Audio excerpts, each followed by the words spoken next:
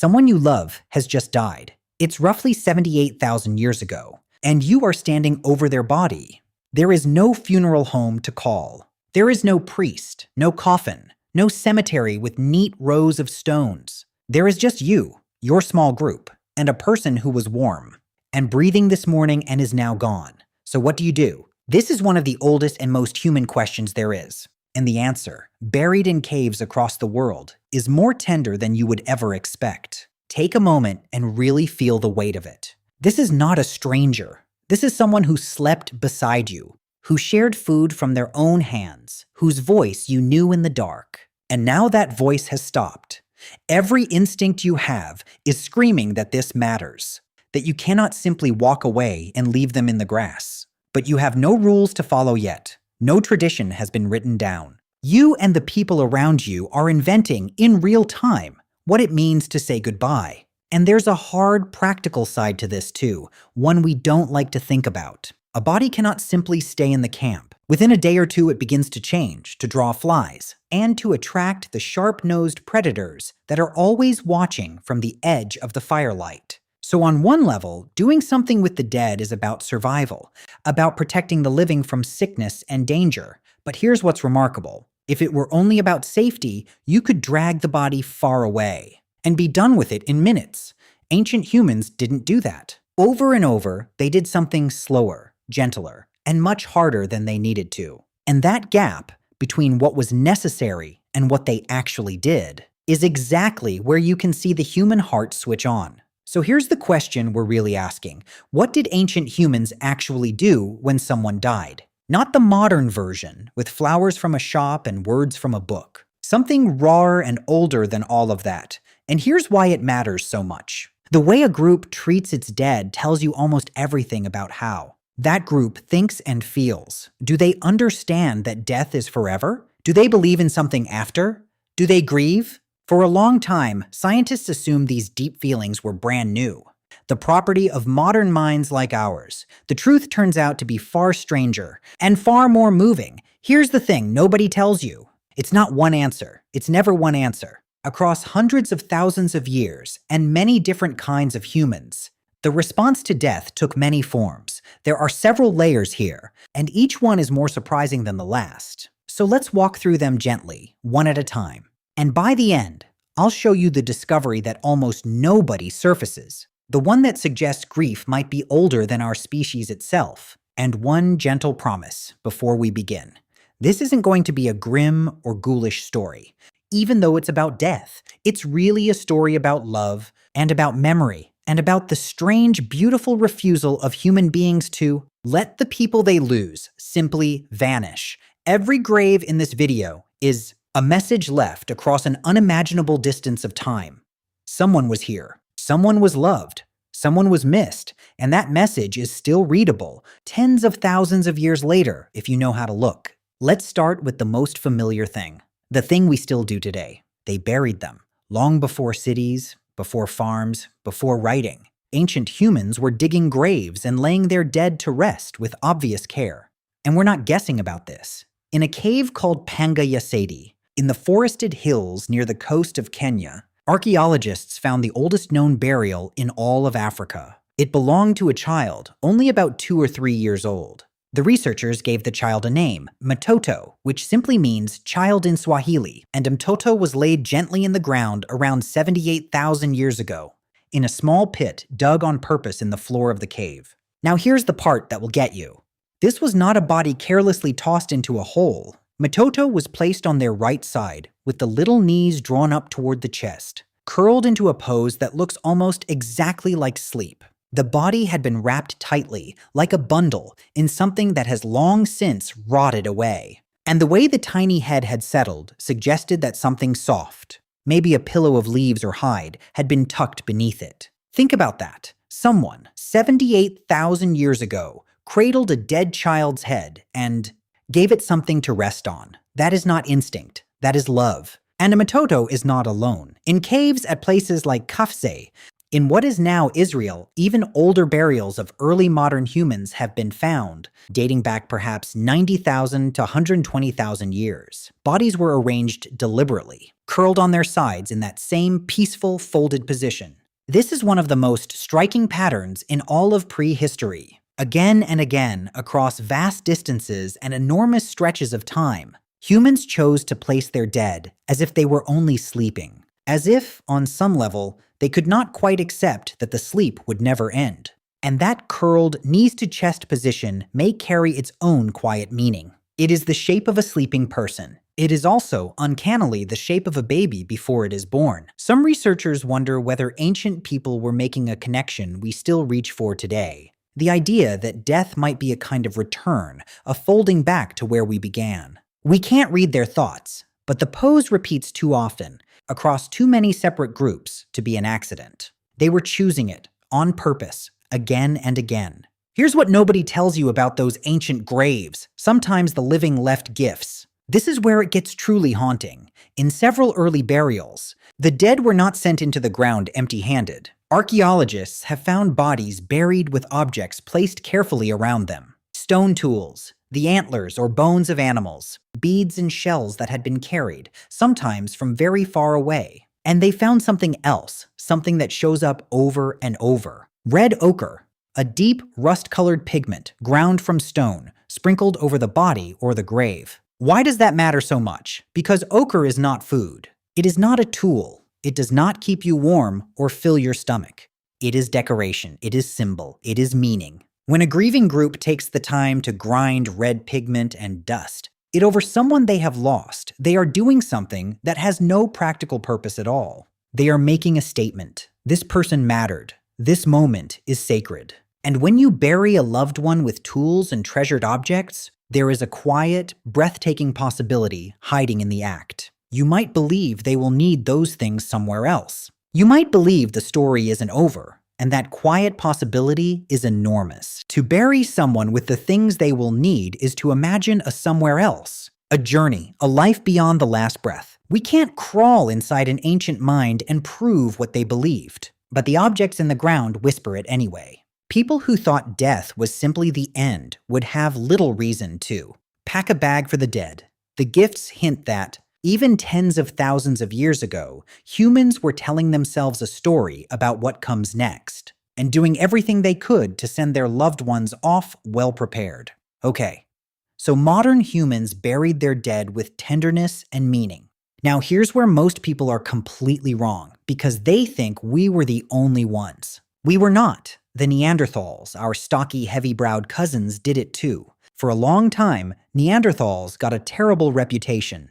Dumb brutes, shuffling cavemen, barely more than animals. And that picture is not just unkind. It's flat out false. Because the Neanderthals buried their dead as well, sometimes with startling care. The most famous example comes from a cave called Shanidar in the mountains of northern Iraq. There, archaeologists uncovered the body of a Neanderthal man, aged somewhere between 35 and 40. He had been laid on his side, curled into that same fetal position we keep seeing. And around his remains, researchers found clumps of ancient flower pollen. The idea electrified the world.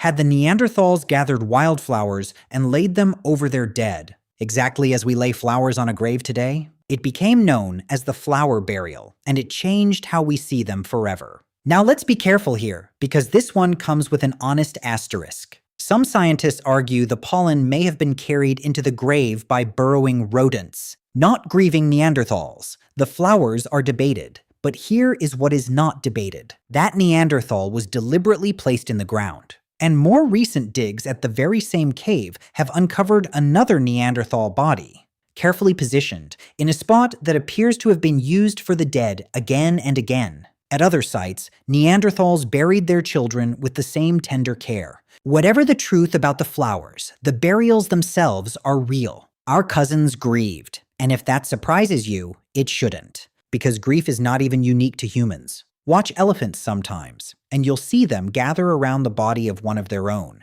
touching the bones gently with their trunks, standing quietly for hours, returning to the same spot for years. Chimpanzees have been seen refusing to leave a dead companion, grooming a body that will never respond again. The raw feeling of loss runs deep and wide through the living world. What makes humans different is not that we feel it, but what we do with it. We turn that feeling into action, into ritual, into a grave dug on purpose and a gift left behind. Let me take you somewhere darker and older now, because the story keeps reaching further back. Deep in a cave system in northern Spain, at a site called Atapuerca, there is a place with a chilling name, Cima de los Huesos, the Pit of Bones.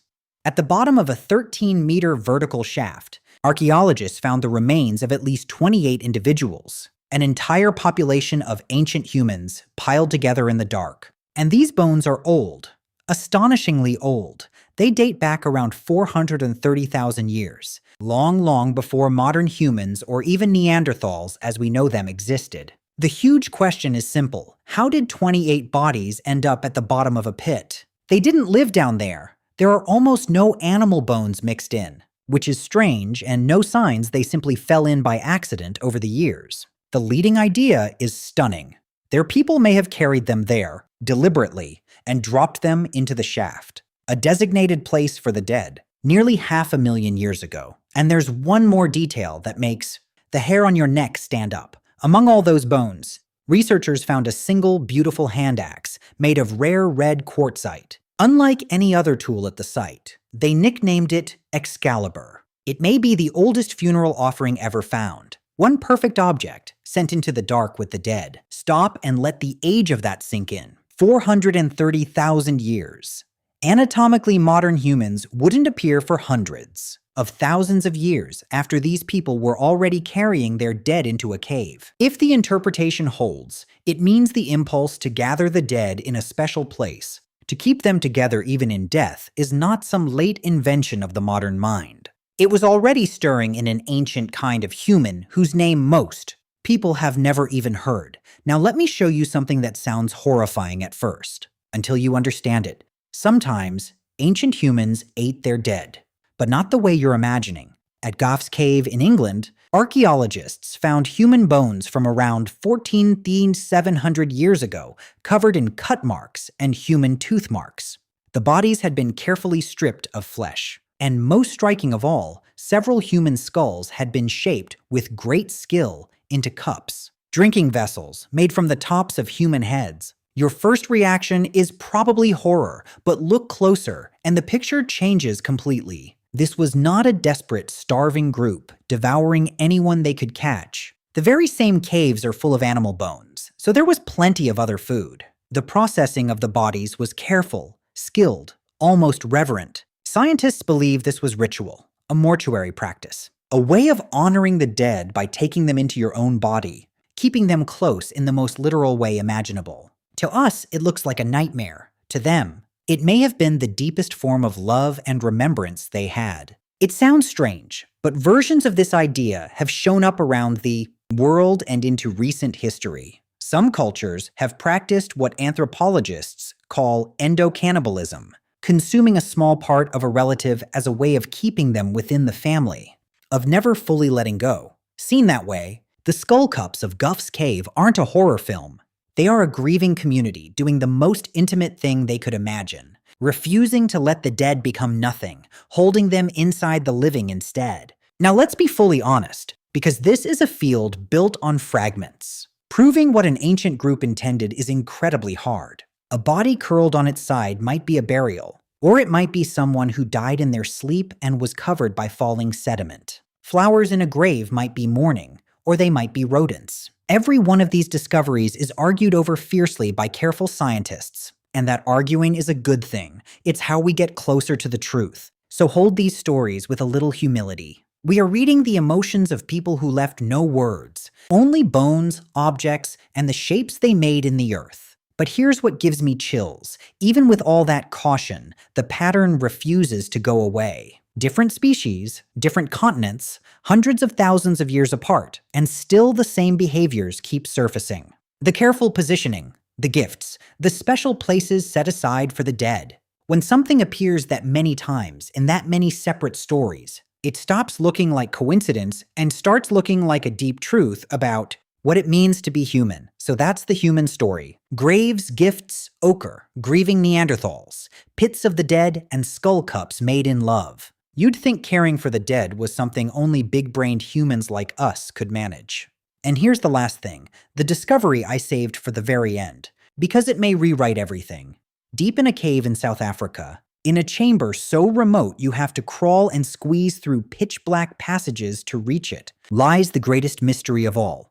The cave is called Rising Star, and the bodies inside belong to a species called Homo naledi. And here is the shock. Homo naledi had a brain about 1/3 the size of ours, barely larger than a chimpanzee's, by every old assumption. A creature like that should not be capable of ritual, of symbolism, of caring for its dead. And yet the bodies are down there, in a place almost impossible to reach by accident, that the living would have had to travel to in total darkness, carrying their dead with them. The team that found them claims this was deliberate burial, perhaps 240,000 years ago or more. That would be long before our species or the Neanderthals buried anyone. Now, I have to be straight with you. This claim is hotly contested. Many serious scientists are not convinced, and they have good reasons to doubt it. The debate is far from settled, but sit for a second with what it would mean if it's true.